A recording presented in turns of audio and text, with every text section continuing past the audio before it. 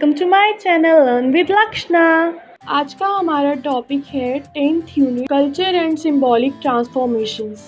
Culture जो है topic है ये अपने आप में एक vast subject sociology of culture करके सब्जेक्ट है जो हम सोशियोलॉजी में पढ़ते हैं। सो कल्चर अपने आप में ही एक सब्जेक्ट है, ये बहुत वास्ट है, इसको कंपाइल करना बहुत ही मुश्किल है, लेकिन फिर भी हम कोशिश करेंगे पेपर के पॉइंट ऑफ व्यू से हम कल्चर को अंडरस्टैंड करने की कोशिश करेंगे। सबसे पहले हम बात करते हैं कि कल्चर है क्या। हमारी जो संस्कृति है, हिंदी में कल्चर को संस्कृति बोलते हैं। कल्चर जो है वो एक वर्ड है जिसका मतलब होता है वे ऑफ लाइफ। आप अपनी लाइफ को कैसे जीते हो वो, और डिफरेंट ग्रुप्स के अपने अपने डिफरेंट कल्चर्स हैं, और कुछ कम्युनिटीज़ हैं वो सिर्फ अपने कल्चर से जानी जाती हैं। कल्चर जो है इसके बहुत सारे कैरेक्टरिस्टिक्स हैं, जैसे कि कल्चर जो है वो पास ऑन होता है जनरेशन टू जनरेशन। हम कल्चर को लर्न करते हैं अपने बड़े लोगों से। बहुत सारे कैरेक्टरिस्टिक्स हैं like culture is learn, culture is shared. Without culture के बिना सोसाइटी जो है वो एग्जिस्ट नहीं कर सकती। यही जो है वो मेन डिफरेंस है ह्यूमंस और एनिमल्स के बीच में, क्योंकि जो हमारी हेरिटेज है वो ट्रांसफ़र होती है एक जनरेशन से दूसरी जनरेशन के पास। इसके बहुत सारे इंपॉर्टेंट फीचर्स हैं, जैसे culture is learn, culture is social, culture is shared, culture is transmitted from one generation to another generation, culture is continuous, culture is changing, culture is integrated, culture is accumulative, culture varies from society to society. Culture की बहुत सारी definitions हैं। Different authors ने जो है वो culture के बारे में डिस्कस करने की कोशिश की है। लाइक सबसे पहले एडवर्ड टाइलर ने क्या बोला है कल्चर को, ये कॉम्प्लेक्स होल है जिसमें इंक्लूड होती है हमारी knowledge, belief, art, morals, law, customs और भी बहुत सारी कैपेबिलिटीज़, हैबिट्स जो हम एक्वायर करते हैं as a member of a society. और ये डेफिनेशन इन्होंने अपनी बुक प्रिमिटिव कल्चर जो लिखी है 1871 में उसमें बोला है। और इन्होंने जो है वो स्ट्रेस किया है कॉम्प्लेक्सिटी ऑफ कल्चर पे, इन्होंने बहुत ज़्यादा स्ट्रेस किया है। वहीं मेलिनोस्की की बात करते हैं तो मेलिनोस्की ने कल्चर को डिफ़ाइन किया है as a way of life and it includes all the mental, social, physical means which make life run its course. और मेलिनोस्की ने कल्चर को क्या बोला है, सोशल हेरिटेज बोला है, और इन्होंने होलनेस एस्पेक्ट ऑफ कल्चर पे ज़्यादा स्ट्रेस दिया है।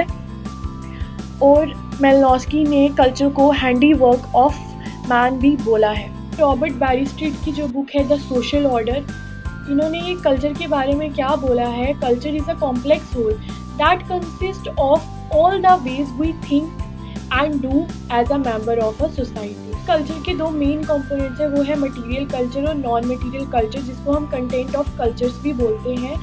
मटेरियल कल्चर होता है जो हमारे physical object, resources and the spaces जो पीपल यूज़ करते हैं to define their culture, like home, neighbourhood, churches वगैरह।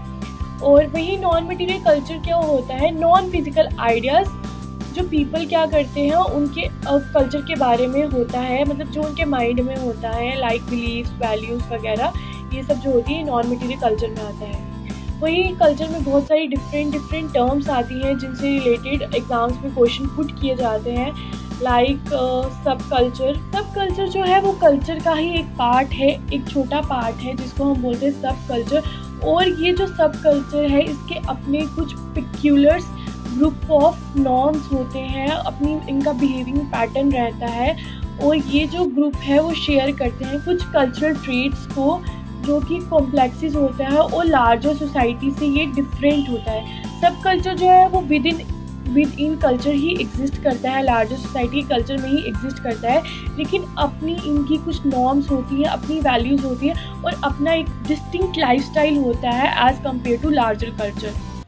अब दूसरी टर्म आती है काउंटर कल्चर क्या होता है, ये भी एक सब कल्चर ही होता है और इनकी भी अपनी ही एक सेट ऑफ नॉर्म्स होती हैं, लेकिन ये बिल्कुल कॉन्ट्राडिक्ट करते हैं लार्जर सोसाइटी के नॉर्म्स को। लेकिन काउंटर कल्चर क्या है कि इनकी जो नॉर्म्स और वैल्यूज़ होती हैं वो बिल्कुल काउंटर करती हैं डोमिनेट नॉर्म्स और वैल्यूज़ सोसाइटी के साथ, और ये रिजेक्ट करते हैं सोसाइटल नॉर्म्स और वैल्यूज़ को, क्योंकि उनके अकॉर्डिंग जो लार्जर सोसाइटी जो फॉलो करती है नॉर्म्स और वैल्यूज़ जो है वो उन्हें पसंद नहीं है, इसीलिए वो जो उसको करती है वो काउंटर करती है जीनोसेंट्रिज्म। जीनोसेंट्रिज्म क्या होती है, ये कल्चर में एक टर्म आती है जिसका मतलब क्या होता है कि tendency to values other culture more highly than one's own culture.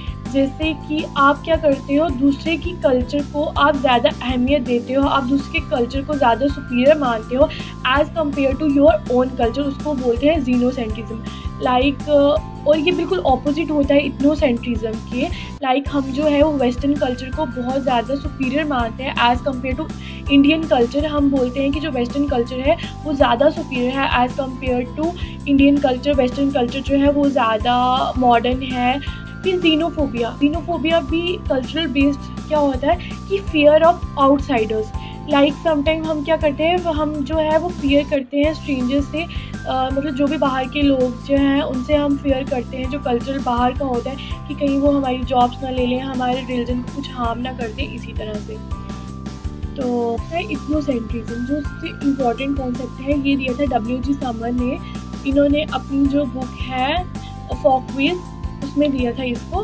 तो इथनोसेंट्रिज्म क्या होता है, prejudicial attitude between in group and out group. ये क्या टेंडेंसी होती है कि हम अपने कल्चर को जो है वो ज़्यादा सुपीरियर मानते हैं as compare to another culture.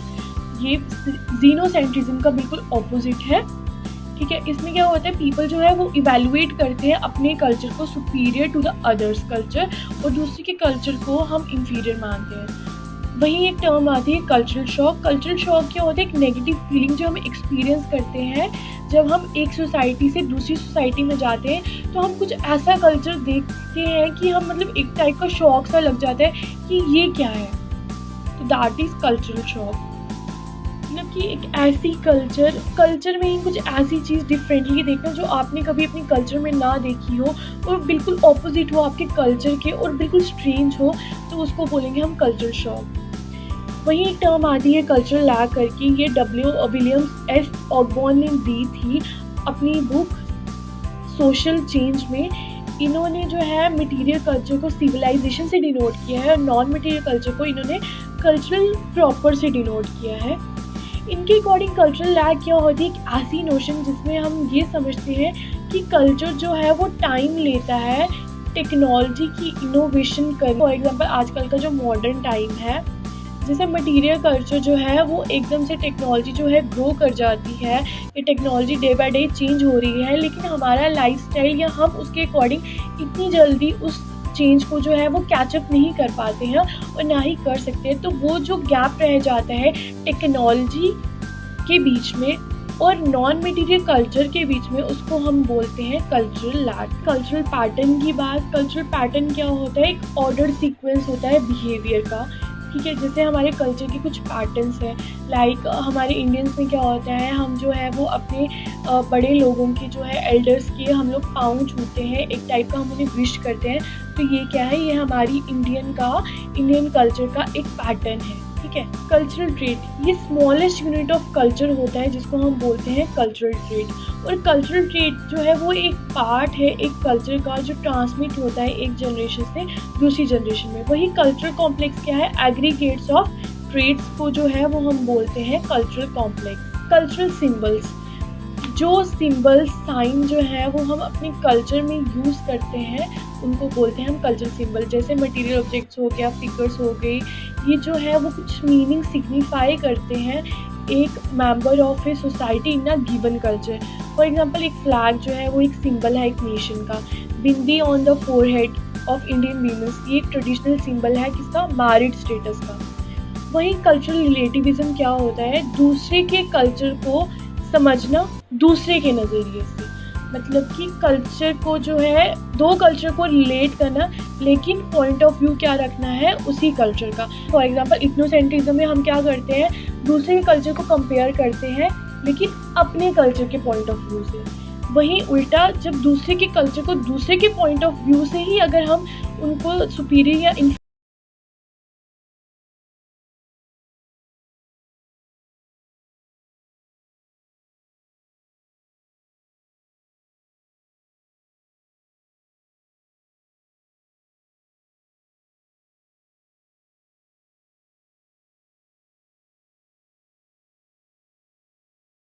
ये इसका वन पार्ट था, क्योंकि ये कल्चर का टॉपिक जो है बहुत वास्ट है, तो मैं इस पार्ट्स में डिवाइड कर करके समझाऊंगी। होप सो आप लोगों को ये समझ आई हो। अगर आप लोगों को मेरी ये वीडियो अच्छी लगी हो और आपको मेरी जो इन्फॉर्मेशन है वो इन्फॉर्मेटिव लगी हो, आप प्लीज़ इस वीडियो को लाइक करें और कमेंट करना ना भूलें, क्योंकि हम जो वीडियो बनाते हैं वो बहुत मेहनत से बनाई जाती है।